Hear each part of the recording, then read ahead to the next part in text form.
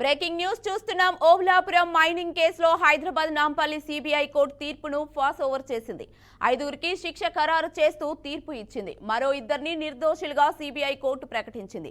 OMC కేసులో Kripananda, Sabitha ఇంద్రారెడ్డిలకు clean chit ఇచ్చింది court. 2004-9 మధ్య గనుల మంత్రిగా సబితా ఇంద్రారెడ్డి పనిచేసిన సమయంలో ఓబులాపురం మైనింగ్ కేసు వెలుగులోకి వచ్చింది.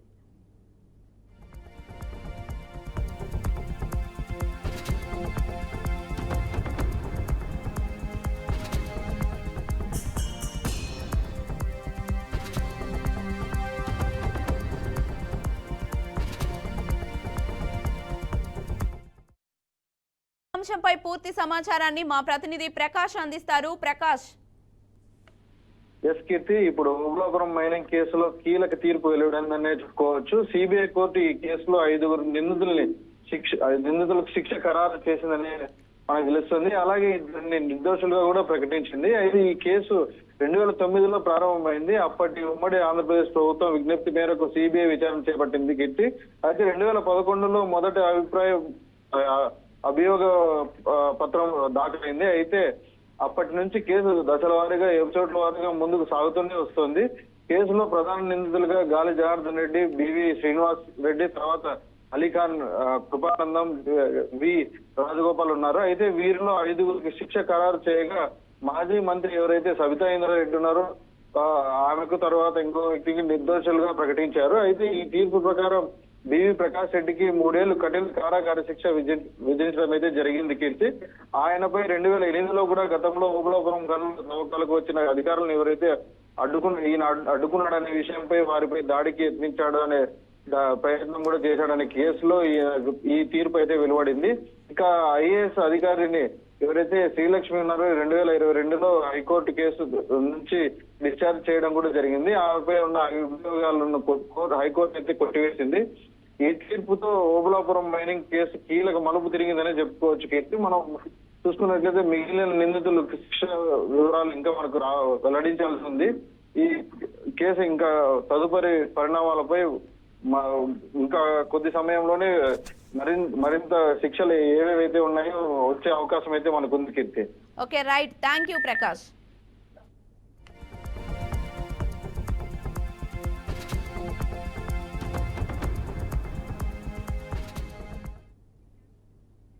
ఆర్టీసీ కార్మికులతో మంత్రి పొన్నం ప్రభాకర్ చర్చలు జరిపారు. కార్మికుల సమస్యలపై ప్రభుత్వం సానుకూలంగా ఉందని మంత్రి తెలిపారు. సమ్మెకు విషయంలో ఆర్టీసీ కార్మిక సంఘాల్లో విభేదాలు ఏర్పడ్డాయి. సమ్మెకు కొన్ని సంఘాలు మద్దతు తెలుపుతుండగా మరికొందరు వ్యతిరేకిస్తున్నారు. ఉద్యోగులు సమ్మెకు వెళ్తే ఏస్మా ప్రయోగిస్తామని ఆర్టీసీ యాజమాన్యం తెగేసి చెప్పింది. దీంతో సమ్మెపై ఎటూ తేల్చుకోలేక కార్మికులు తాత్కాలికంగా వాయిదా వేశారు.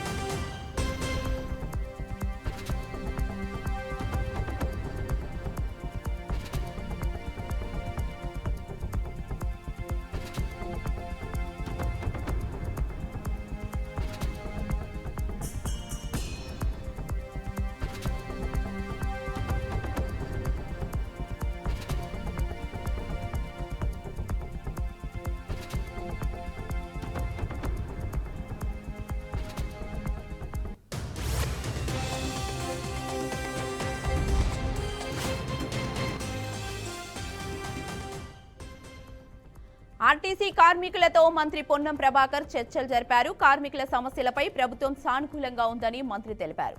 సమ్మెకు విషయంలో ఆర్టీసీ కార్మిక సంఘాల్లో విభేదాలు ఏర్పడ్డాయి. సమ్మెకు కొన్ని సంఘాలు మద్దతు తెలుపుతుండగా మరికొందరు వ్యతిరేకిస్తున్నారు. ఉద్యోగులు సమ్మెకు వెళ్తే ఎస్మా ప్రయోగిస్తామని ఆర్టీసీ యాజమాన్యం తెగేసి చెప్పింది. ఇక ఇదే విషయంపై మరింత సమాచారాన్ని మా ప్రతినిధి శ్రీనివాస్ అందిస్తారు. శ్రీనివాస్.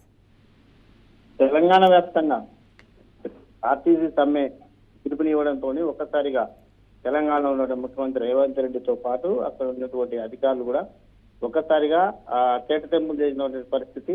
అనేక విషయాల్లో చూసినట్లయితే తెలంగాణలో జరుగుతున్నటువంటి ఆర్టీసీ సమ్మె గతంలో చూసినట్లయితే అనేక విషయాలలో తెలంగాణలోని రాష్ట్ర ప్రభుత్వము ఆర్టీసీకి సంబంధించినటువంటి విషయాలు చూసినట్లయితే ఆర్టీసీ గతంలో ఇచ్చినటువంటి రాయితీల కంటే ఇప్పుడున్నటువంటి నూతన ప్రభుత్వం రాయితీ చేస్తుంది. దీనికి సంబంధించిన విషయాలలో ఎప్పటికప్పుడు ప్రభుత్వం కూడా అనుకూలంగా ఉన్నామని రేవంత్ రెడ్డి చెప్పినటువంటి పరిస్థితి. కానీ మొండి వ్యవహారంగా పోయినట్టే అయితే నా దగ్గర ఉన్నటువంటి ఒంటిని కోసినా కూడా మీ ఇలాంటి చిక్కు రక్తం కూడా వెళ్ళదు. ఇలాంటి తప్పుడు దూరతలో పోకూడదు. 9 సంవత్సరాలుగా మీ ఆర్టీసీకి రావాల్సిన సంక్షేమ పథకాలు ఎక్కడిచ్చారు, ఏం చేయాలో తెలవాల్సిన పరిస్థితి సంఘాలకు కూడా ఉంది. ఈ సంఘాలు మొరటిగా వ్యవహరిస్తూ ఆ ప్రభుత్వంపై ధర్నా చేయడం కరెక్ట్ విధానం కాదంటూ కూడా రేవంత్ రెడ్డి చేసినటువంటి పరిస్థితి. అయినా కూడా ఇప్పుడున్నటువంటి ఆర్టీసీకి సంబంధించిన ట్రేడ్ యూనియన్స్ కానీ అనేక విజయాలకు చూసినటువంటి విషయాలలో ఇప్పుడు ధర్నా తీసిన విషయాలు కూడా చేస్తున్నారు. కానీ కొన్ని సంఘాలు మాత్రము ప్రభుత్వం చెప్పినట్టు కరెక్టే విధానం, దానికి సంబంధించి అనుకూలంగా ఉండాలనేది కొన్ని చెప్తున్నాయి. కానీ మొదటిగా ప్రవర్తించే కొన్ని సంఘాలు మాత్రము ధర్నాకు దిగుతామని చెప్తున్నారు. కానీ ఏదేమైనా ప్రభుత్వాల్లో ఉన్నటువంటి విషయాలు గత ప్రభుత్వాలు చేసినట్టు కానీ కేంద్ర ప్రభుత్వం చేస్తున్నటువంటి ప్రస్తుత విధానాలలోని వివరిస్తూ రేవంత్ రెడ్డి ఒక ప్రకటన కూడా చేయడం జరిగింది. ముందస్తుగా చేసిన ప్రకటన దృష్టిలో పెట్టుకొని ఇప్పుడు ఉన్నటువంటి కార్మిక సంఘాలు కానీ దానికి సంబంధించిన తెలంగాణ యూనియన్ లో జరుగుతున్నటువంటి ఆర్టీసీ సమ్మె కానీ పూర్తిగా సమీక్షించుకోవాలని కూడా రేవంత్ రెడ్డి స్పష్టంగా చెప్పినటువంటి పరిస్థితి. ఇలాంటి మొదటి దోవలతో పోతే మాత్రము తెలంగాణలో ఉన్నటువంటి ఆర్టీసీకి సంబంధించిన తెలంగాణ ప్రభుత్వం నిర్ణయం తీసుకుంటుందని కూడా పరిస్థితి. ఇది తెలంగాణలో ఉన్నటువంటి సమ్మెకు కానీ సంబంధించిన ప్రభుత్వానికి సంబంధించిన విధి విధానాలు కానీ ప్రకటించుకున్నటువంటి పరిస్థితి, తాజా పరిస్థితి. Right, thank you Srinivas.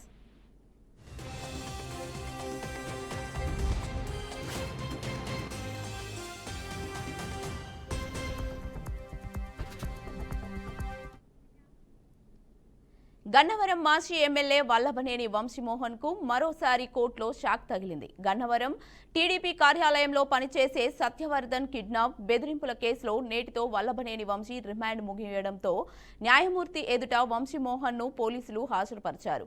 అయితే వల్లభనేని వంశీకి షాక్ ఇస్తూ మరోసారి రిమాండ్ పొడిగించింది కోర్టు. సత్యవర్ధన్ కిడ్నాప్ కేసులో వల్లభనేని వంశీకి ఈ నెల 13వ తేదీ వరకు రిమాండ్ పొడిగిస్తూ న్యాయమూర్తి ఆదేశాలు జారీ చేశారు. మరోవైపు ఈ నెల 13వ తేదీతో వల్లభనేని వంశీమోహన్ రిమాండ్ 90 రోజులు పూర్తి అవుతుందని పోలీసులు చెబుతున్నారు. ఈ నేపథ్యంలో వంశీ ఆ తర్వాత ఈ కేసులో బెయిల్ వచ్చే అవకాశం ఉందనే చర్చ సాగుతోంది. ఇక సత్యవర్ధన్ కిడ్నాప్ కేసులో వల్లభనేని వంశీ అరెస్ట్ అయినా ఆ తర్వాత పలు కేసులు నమోదయ్యాయి. దీంతో ఈ కేసులలో బెయిల్ వచ్చే అవకాశం ఉందనే ప్రచారం ఉన్నా మిగతా కేసుల సంగతేంటి అనేది ఉత్కంఠగా మారింది. అయితే కోర్టు మరోసారి రిమాండ్ పొడిగించడంతో వల్లభనేని వంశీమోహన్ కు కోర్టు నుంచి తిరిగి విజయవాడ సబ్ జైలుకు పోలీసులు తరలించారు.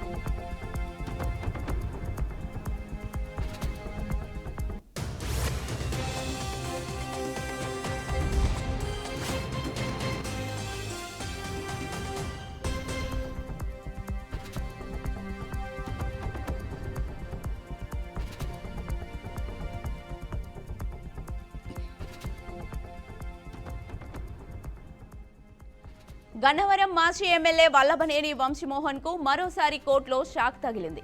గన్నవరం టీడీపీ కార్యాలయంలో పనిచేసే సత్యవర్ధన్ కిడ్నాప్ బెదిరింపుల కేసులో నేటితో వల్లభనేని వంశీ రిమాండ్ ముగియడంతో న్యాయమూర్తి ఎదుట వంశీమోహన్ ను పోలీసులు హాజరుపరిచారు. అయితే వల్లభనేని వంశీకి షాక్ ఇస్తూ మరోసారి రిమాండ్ పొడిగించింది కోర్టు. సత్యవర్ధన్ కిడ్నాప్ కేసులో వల్లభనేని వంశీకి ఈ నెల 13వ తేదీ వరకు రిమాండ్ పొడిగిస్తూ న్యాయమూర్తి ఆదేశాలు జారీ చేశారు. మరోవైపు ఈ నెల 13వ తేదీతో వల్లభనేని వంశీమోహన్ రిమాండ్ 90 రోజులు పూర్తి అవుతుందని పోలీసులు చెబుతున్నారు. ఈ నేపథ్యంలో వంశీ ఆ తర్వాత ఈ కేసులో బెయిల్ వచ్చే అవకాశం ఉందనే చర్చ సాగుతోంది. ఇక సత్యవర్ధన్ కిడ్నాప్ కేసులో వల్లభనేని వంశీ అరెస్ట్ అయినా ఆ తర్వాత పలు కేసులు నమోదయ్యాయి. దీంతో ఈ కేసులలో బెయిల్ వచ్చే అవకాశం ఉందనే ప్రచారం ఉన్నా మిగతా కేసుల సంగతేంటి అనేది ఉత్కంఠగా మారింది. అయితే కోర్టు మరోసారి రిమాండ్ పొడిగించడంతో వల్లభనేని వంశీమోహన్ ను కోర్టు నుంచి తిరిగి విజయవాడ సబ్ జైలుకు పోలీసులు తరలించారు. ఇక ఇదే అంశంపై పూర్తి సమాచారాన్ని మా ప్రతినిధి సాంబశివరావు అందిస్తారు. సాంబశివరావు. ముఖ్యంగా చూసుకోవచ్చు వల్లభనేని వంశీకి మళ్ళీ షాక్ తగిలిందనే చెప్పుకోవాలి. వల్లభనేని వంశీకి మరోసారి రిమాండ్ పొడిగించారు కోర్టు. అయితే సత్యవర్ధన్ కిడ్నాప్ కేసులో వంశీకి నెల 13 వరకు రిమాండ్ అయితే పొడిగించడం జరిగింది. రిమాండ్ పొడిగించడంతో వంశీని విజయవాడ సబ్ జైలు కి తరలించారు పోలీసులు. అయితే ఖచ్చితంగా ఆ బెయిల్ వస్తుందని చెప్పేసి వంశీ భావించినప్పటికీ మాత్రం వంశీకి మరోసారి షాక్ తగిలిందని చెప్పుకోవాలి. ఎందుకంటే ఇప్పటి వరకు అరెస్ట్ అయిన దగ్గర నుంచి కూడా వంశీ జైల్లోనే ఉన్నటువంటి పరిస్థితి చూడొచ్చు. ఆ వల్లభనేని వంశీ అతని ప్రస్తుత పరిస్థితి చూస్తేనే అర్థమవుతుంది జైల్లో ఎటువంటి పరిస్థితి ఉందో వల్లభనేని వంశీకి. అయితే అతను సత్యవర్ధన్ కేసులో అరెస్ట్ చేసినటువంటి పోలీసులు ఇప్పుడు ప్రస్తుతం అయితే అతనికి బెయిల్ అయితే రాకుండా గట్టి ప్రయత్నాలు చేస్తున్నారని చెప్పుకోవాలి. ఎందుకంటే చంద్రబాబుని అదేవిధంగా పవన్ కళ్యాణ్ దూషించినటువంటి విషయాల్లో కూడా అతనిపై కేసులు నమోదయ్యాయి. ఇంకో ల్యాండ్ కబ్జా కేసులో కూడా ఆ కేసు నమోదైనటువంటి పరిస్థితి. ఇంకా వల్లభనేని వంశీపై పలు రకాల ఆ కేసులు కూడా ఉన్నటువంటి నేపథ్యంలో ఇప్పట్లో మరి వల్లభనేని వంశీకి అయితే బెయిల్ వస్తుందని చెప్పేసి అయితే అనుకోవట్లేదు. వాళ్ళ కుటుంబ సభ్యులైతే కొంత ఆరోగ్యరీత్యా వల్లభనేని వంశీ తీవ్ర ఇబ్బందులు పడుతున్నారని చెప్పేసి వాళ్ళ ఆవేదన వ్యక్తం చేస్తున్నటువంటి పరిస్థితి అయితే ఉంది. మరి నెక్స్ట్ అటెంప్ట్ లో మరి వల్లభనేని వంశీకి అయితే బెయిల్ వస్తుందా రాదా అనేది మాత్రం ఇప్పుడు ఒక సస్పెన్స్ గా మారినటువంటి అంశం అని చెప్పుకోవచ్చు. మరి ఈ నెల 13 వరకు ఎట్టి పరిస్థితుల్లో కూడా వల్లభనేని వంశీ జైల్లోనే ఉండాల్సిన అవసరం ఉంది. మరొకసారి విచారణకు కూడా తీసుకునే అవకాశం ఉంది కొన్ని కేసులకు సంబంధించి. దానిపై కూడా ఈ అధికారులు మాత్రం కోర్టును ఆశ్రయిస్తున్నట్టుగా తెలుస్తోంది. ఒకవేళ విచారణకు తీసుకోవాల్సి వస్తే మాత్రం మళ్ళీ కస్టడీకి తీసుకునే అవకాశం అయితే కనబడతా ఉంది. మరి ఈ నేపథ్యంలో మరి వల్లభనేని ఒక పక్క SC కోర్టులో మాత్రం వల్లభనేని వంశీకి అయితే బెయిల్ రావట్లేదు, ఆ విషయం తెలిసిందే. అయితే ఈ నేపథ్యంలో రిమాండ్ పొడిగించడం, మరో పక్క అతని ఆరోగ్య పరిస్థితి బాగాలేదని కుటుంబ సభ్యులు చెప్పడం, మరి ఈసారైనా మరి బెయిల్ వస్తుందా రాదా అనే దానిపై కూడా కుటుంబ వ్యక్తం చేస్తున్నటువంటి పరిస్థితి. మరి ప్రస్తుతం 13 తారీఖు వరకు రిమాండ్ లోనే ఉంటారు Vallabhaneni Vamsi. Right, thank you Sambasivarao.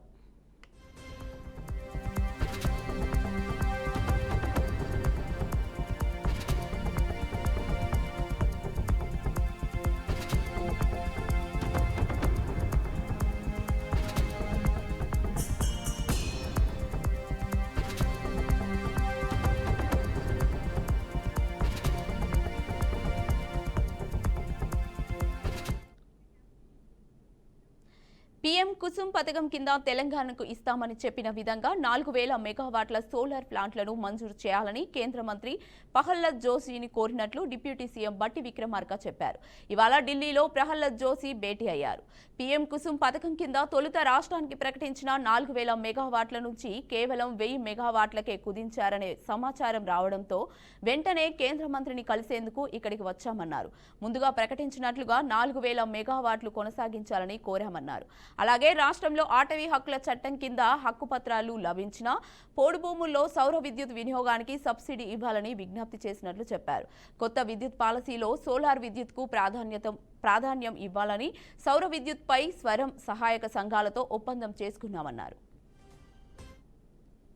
రాష్ట్రానికి సంబంధించినటువంటి సోలార్ పవర్ సంబంధించి, రెన్యూవబుల్ ఎనర్జీ సంబంధించి నేను ఎనర్జీ మంత్రి గారిని దీనికి సంబంధించినటువంటి ప్రహ్లాద్ జోషి గారిని కలిసి రాష్ట్రానికి దీని ద్వారా ఏ రకమైనటువంటి లబ్ధి పొందడానికి అవకాశాలు ఉన్నాయో వాటన్నిటిని వారి దృష్టి తీసుకుని వచ్చి ఆ రాష్ట్ర ప్రయోజనాల కోసం నా ప్రయత్నంతో చేస్తున్నారు. ఆర్థిక సంబంధమైనటువంటి అంశాలన్నీ తప్పనిసరిగా దానికి సంబంధించి నేను రేపు హైదరాబాద్ వెళ్ళిన తర్వాత వారితో సంపూర్ణంగా మీడియాతో కూర్చొని మాట్లాడతాను. ప్రస్తుతానికి రాష్ట్రానికి సంబంధించినటువంటి సోలార్ పవర్ సంబంధించి, రెన్యూవబుల్ ఎనర్జీ సంబంధించి నేను ఎనర్జీ మంత్రి గారిని దీనికి సంబంధించినటువంటి ప్రహ్లాద్ జోషి గారిని కలిసి రాష్ట్రానికి దీని ద్వారా ఏ రకమైనటువంటి లబ్ధి పొందడానికి అవకాశాలు ఉన్నాయో వాటన్నిటిని వారి దృష్టి తీసుకుని వచ్చి ఆ రాష్ట్ర ప్రయోజనాల కోసం నా ప్రయత్నంతో చేస్తున్నారు. ఆర్థిక సంబంధమైనటువంటి అంశాలన్నీ తప్పనిసరిగా దానికి సంబంధించి.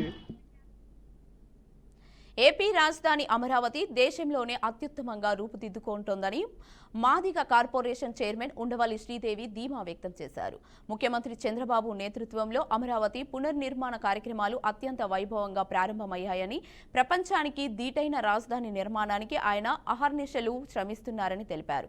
ప్రధాని నరేంద్ర మోదీ 49,000 కోట్ల రూపాయల విలువైన 74 పనులకు శంకుస్థాపన చేయడం, కేంద్ర ప్రభుత్వం అమరావతి పునర్నిర్మాణానికి సంపూర్ణ మద్దతు ప్రకటించడం రాష్ట్ర అభివృద్ధికి శుభ పరిమాణమని అన్నారు.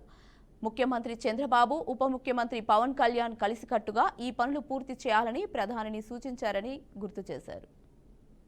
గారి చేతుల మీదుగా అమరావతి పునర్నిర్మాణ పనులు అత్యంత వైభవంగా, అత్యంత ఘనంగా, కన్నుల పండుగ మరి ప్రపంచానికి చాటి చెప్పే మాదిరిగా ఎంతో ఘనంగా మరి అమరావతికి పూర్వ వైభవం వచ్చిందని మనందరికీ తెలిసిందే. అయితే మీరు గమనిస్తే అక్కడున్న సభా ప్రాంగణం మొత్తం జై హో అమరావతి, జై అమరావతి అనే నినాదాలతో హోరెత్తిందని కూడా మీరు గమనించాలి. ప్రధానమంత్రి మోడీ గారు 74 పనులకు శంకుస్థాపన చేయటం, అది కూడా 49,000 కోట్లతో శంకుస్థాపనలు ప్రారంభమైతే కేంద్రం నుంచి సంపూర్ణ మద్దతు ఉంటుంది. అంతేకాకుండా ఇంద్రలోక రాజధాని అమరావతి, మరి ఆంధ్రప్రదేశ్ రాజధాని అమరావతి అంటే స్వర్ణాంధ్రప్రదేశ్కి ఈ నిర్మాణాలు ఒక శుభ సంకేతం. ఇవి కాంక్రీట్స్ కాదు, ఏపీ ప్రగతికి, వికసిత్ భారత్కి బలమైన పునాదులు అని చెప్పడం జరిగింది. పవన్ కళ్యాణ్ గారిని, చంద్రబాబు నాయుడు గారిని మనందరం కూడా కలిసి పని చెయ్యాలి, మనమే చెయ్యాలి అని గట్టిగా గొప్ప నినాదం ఇచ్చారు పిఎం మోడీ గారు. వేదంలో రాజ్యం, వేడుకలో రాజధాని. అసలు వేదంలో ఉంది ఎవరు? అశేష ప్రజానికం, నాయకులు, ఎన్డీఏ కూటమి ప్రజలందరూ కూడా తరలి వచ్చి పిఎం మోడీ చేతుల మీదుగా మరి అమరావతి పునర్నిర్మాణ ప్రారంభం అయితే మరి ప్రజలందరూ ఎంతో సంతోషంగా ఉంటే, గత ప్రభుత్వంలో మీరు గమనిస్తే కేసులు, ధన ప్రాణ నష్టాలు, ప్రజలు బిక్కుబిక్కుమంటూ బ్రతికిన రోజులు.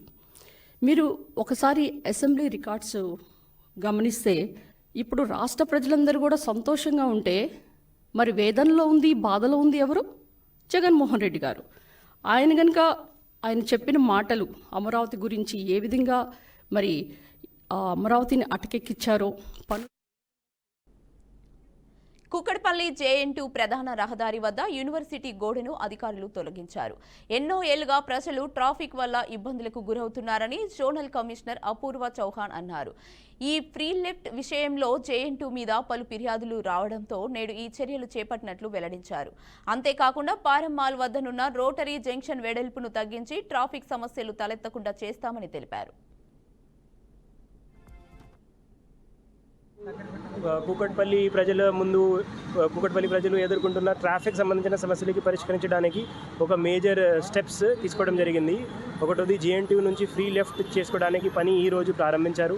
అలాగా చేస్తే చాలా major time saving, traffic problem solve అవుతాయి. రెండవది ఇక్కడ ఈ రోటరీ జంక్షన్కి విడ్త్ కొంచెం తగ్గించి స్మూత్గా ట్రాఫిక్ ఫ్లో అయ్యాలి. ఇలాగా పోలీస్ వాళ్ళతో సహా కోఆర్డినేట్ చేసేసి ఫైనల్ డిజైన్ చేసినాం. రేపు దీనికి కూడా పని ప్రారంభిస్తాం. దీని కాకుండా కేతలాపూర్ రోడ్కి కూడా శాంక్షన్ ఈరోజు ఇవ్వడం జరిగింది. దీనికి కూడా ఒక మేజర్ స్టెప్ అవుతుంది. అదేవిధంగా గాజుల రామరంలో ఆర్కే ట్రాన్స్పోర్ట్ ముందు ఒక వాటర్ స్టాగ్నేషన్ పాయింట్ ఉంది. దీనికి సాల్వ్ చేయడానికి ఒక బాక్స్ డ్రైన్ కూడా ఈరోజు దీనికి ప్లాన్ ఫైనలైజ్ అయిపోయింది. తొందరగా దీనికి మాన్సూన్ లోపే దీనికి కంప్లీట్ చేసేస్తాం. సార్, హౌసింగ్ బోర్డు ప్రజలు ప్రధానంగా ఎదుర్కొనేది మంజీరా లైన్. మొత్తం షాపులతో నిండిపోయింది సార్, ఫుల్ రద్దీగా ఉంటుంది. సాయంత్రం అయితే చాలు అర్ధరాత్రి వరకు షాపులు నడిపిస్తూ అందరికీ భయభ్రాంతులు గురి చేస్తున్నారు. అది ఏమన్నా ఫ్యూచర్లో ఏమన్నా తొలగించే ఉంటుందా? Will discuss with all concern authority. దీనికి డిసిజన్ తీసుకుంటాం. కూకట్పల్లి JN2 ఫ్రీ లెఫ్ట్ దగ్గర కూకట్పల్లి వాసులు ఎంతో కాలం నుంచి ఈ ట్రాఫిక్ సమస్యలకు ఇబ్బంది పడుతున్నారు. బికాజ్ ఆఫ్ మధ్యలో వాల్ వల్ల ఇవాళ GHMC వాళ్ళ కోఆర్డినేషన్తో ఆ వాల్ బ్రేక్ చేసి ఫ్రీ లెఫ్ట్కి ఫ్రీ ట్రాఫిక్ వెళ్ళిపోవడానికి. విశాఖ జిల్లాలో టీడీపీ నేతలకు పెను ప్రమాదం తప్పింది. భీమిలి పరిధిలోని పద్మనాభంలో MSM శంకుస్థాపన సమయంలో స్టేజ్ కూలిపోయింది. స్టేజ్ కూలిన సమయంలో మంత్రి కొండపల్లి శ్రీనివాస్, గంటా శ్రీనివాసరావు, చైర్మన్ శివశంకర్ స్టేజ్ పై ఉండగా ఈ ప్రమాదం జరిగింది. ఎలాంటి ప్రాణహాని జరగకపోవడంతో అందరూ ఊపిరి పీల్చుకున్నారు. స్మూత్గా ట్రాఫిక్ ఫ్లో అయ్యాలి. చేసేసరికి గవర్నమెంట్ కొంచెం చేంజ్ అవ్వడం లాగింది. కానీ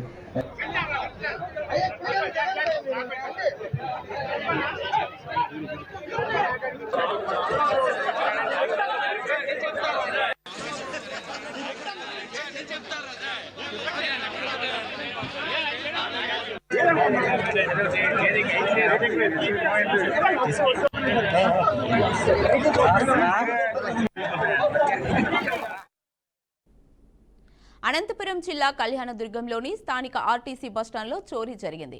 మౌనిక అనే మహిళ పావగడ వెళ్లే కర్ణాటక బస్సు ఎక్కుతుండగా బ్యాగులో 5 తులాల బంగారం గుర్తు తెలియని దుండగులు చోరీ చేసినట్లు బాధిత మహిళ ఆవేదన వ్యక్తం చేసింది. విషయం తెలుసుకున్న పోలీసులు ఘటనా స్థలానికి చేరుకొని కేసు నమోదు చేసుకుని దర్యాప్తు చేపట్టారు. 4 తులాల 7-8 గ్రాములు 5 తులాల లోపు లాంటి ఖర్చులో పెట్టుకొని బస్ ఎక్కేటప్పుడే ఇక్కడ కూర్చున్నాము. ఇక్కడ పోలేదు, బ్యాగ్ నా దగ్గర పెట్టుకున్నప్పుడు పోలేదు. ఆల్మోస్ట్ ఆ బస్ KSRTC బస్సు 10:35 బస్సు. ఓవైపు రాజధాని అమరావతి అభివృద్ధిపై ఫోకస్ పెడుతూనే ఇంకోవైపు విశాఖపట్నం డెవలప్మెంట్పై దృష్టి సారిస్తోంది కూటమి ప్రభుత్వం. ఎప్పటి నుంచో ప్రతిపాదనలు ఉన్న విశాఖ మెట్రో రైల్ ప్రాజెక్టుపై వేగంగా ముందుకు వెళ్తోంది ఏపీ ప్రభుత్వం. ప్రాజెక్టు ప్లానింగ్, టెండర్ల ప్రక్రియ, పనుల పర్యవేక్షణ కోసం టెండర్లు పిలిచింది. AP metro rail corporation limited టెండర్లకు సంబంధించి ఫ్రీ బిడ్ సమావేశం నిర్వహించింది. ఈ సమావేశానికి మొత్తం 28 దేశీయ, విదేశీ కన్సల్టెన్సీల ప్రతినిధులు హాజరయ్యారు. నేరుగా సమావేశానికి 14 సంస్థల ప్రతినిధులు హాజరు కాగా ఆన్లైన్ ద్వారా 8 సంస్థలకు చెందిన ప్రతినిధులు పాల్గొన్నారు. ఇక జూన్ 9వ తేదీన టెండర్లు ఓపెన్ చేసి కన్సల్టెన్సీని ఎంపిక చేయనుంది. ఏపీ MRCL కన్సల్టెన్సీ ఎంపిక తర్వాత ప్రాజెక్టు ప్రక్రియ ఊపందుకుంటుంది.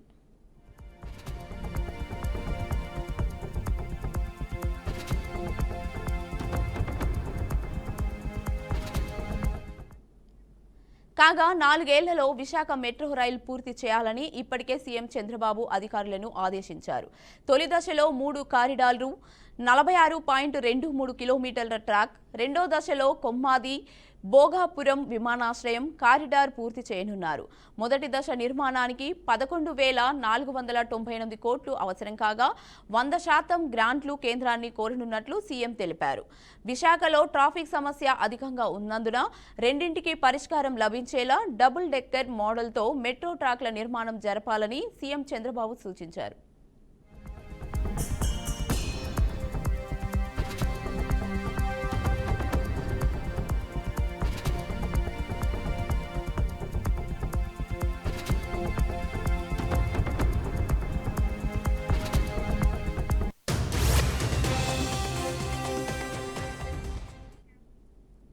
జమ్మూ కాశ్మీర్లోని రియాసీ జిల్లాలో చీనాబ్ నదిపై ఉన్న సలాల్ డ్యాం గేట్లను మూసివేశారు. అన్ని గేట్లను మూసివేయడంతో ఆ నదిలో నీటి ప్రవాహం తగ్గింది. దీంతో పాకిస్తాన్కు ఆ నది నుంచి నీరు ప్రవహించడం లేదు. నీనాబ్ నదిపై రాంబాన్తో ఉన్న బాంగ్లీహర్ హైడ్రో ఎలక్ట్రిక్ పవర్ ప్రాజెక్టు డ్యాంను కూడా మూసివేశారు. దీంతో పాక్కు వెళ్లే నీటి ప్రవాహం గణనీయంగా తగ్గింది. పాకిస్తాన్కు చెడు రోజులు దగ్గర పడినట్లు రియాసీ స్థానికులు చెబుతున్నారు.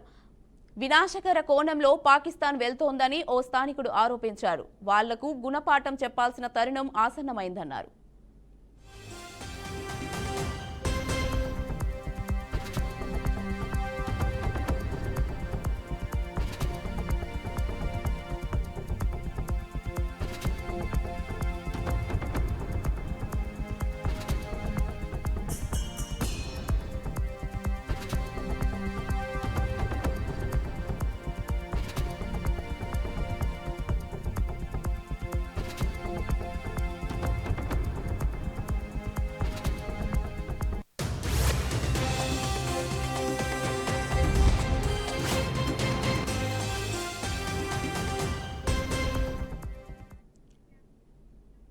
ఓ జింక ఫుట్బాల్ గ్రౌండ్లో సందడి చేసింది. ఖాళీ మైదానంలోకి ప్రవేశించిన జింక పిల్లకు ఫుట్బాల్ కనిపించింది.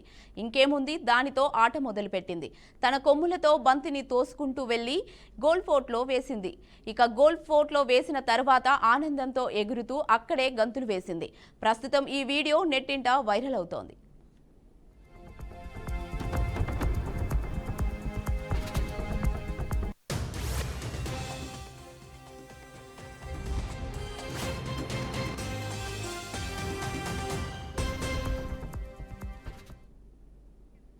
ఆంధ్రప్రదేశ్ రాష్ట్రంలో రానున్న 2 రోజుల పాటు వాతావరణంలో మార్పులు చోటు చేసుకోనున్నాయి. ద్రోణి ప్రభావం, వాతావరణ అనిశ్చితి కారణంగా మంగళ, బుధవారాల్లో రాష్ట్రంలోని పలు ప్రాంతాల్లో వర్షాలు కురిసే అవకాశం ఉందని వాతావరణ శాఖ వెల్లడించింది. కొన్ని జిల్లాల్లో మోస్తారు నుంచి భారీ వర్షాలు పడొచ్చునని అంచనా వేసింది. ఈ వర్షాలతో పాటు పిడుగులు పడే ప్రమాదం ఉందని, గంటకు 50 నుంచి 60 కిలోమీటర్ల వేగంతో బలమైన ఈదురుగాలులు కూడా వీచే అవకాశం ఉందని అధికారులు హెచ్చరించారు. ప్రజలు అప్రమత్తంగా ఉండాలని సూచించారు.